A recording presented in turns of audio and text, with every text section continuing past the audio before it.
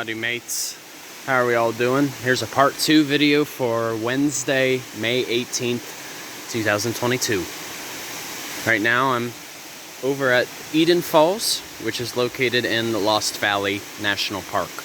This marks towards the end of the trail. And hold on a second.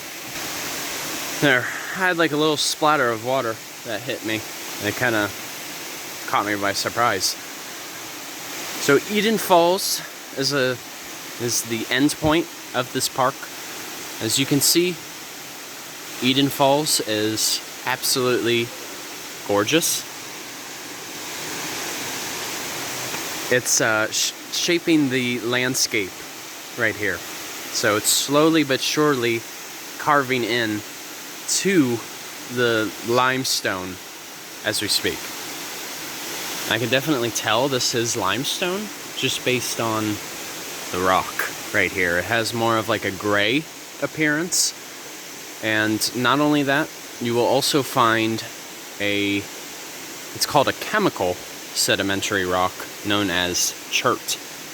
That's mostly formed by precipitate. So like chert has a very smooth texture. It's formed in marine waters.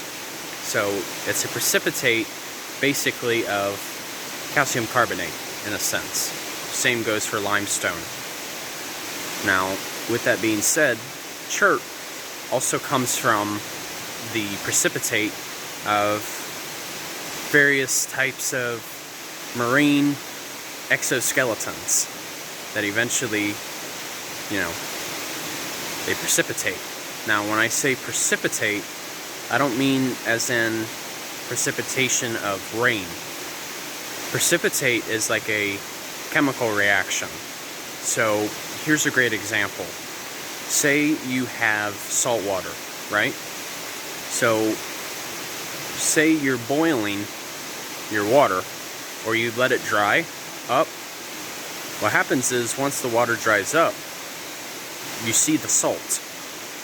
So in this case, the salt is the precipitate. So it's just a fancy way of saying a solid product that was once dissolved, so to speak.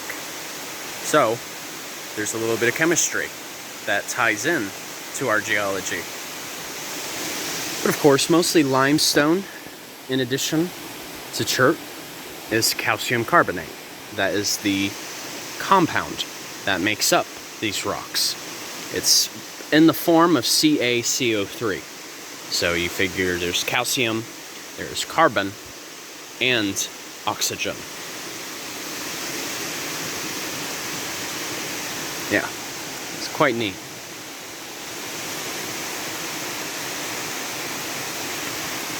Now, right by me, too, is the Cob Cave. Now that's so named because when this area was first being explored by the settlers, European and French, mostly French explorers, they noticed there were a bunch of corn cobs underneath this cave that's behind me. It's said to believe that these corn cobs probably came from Cherokee, which was one of the most well-known Native American tribes in this park. So that's really how the name stuck. Oh. Sorry about that. I had a group of people that popped up behind me. They wanted to see the falls, so I simply moved out of the way.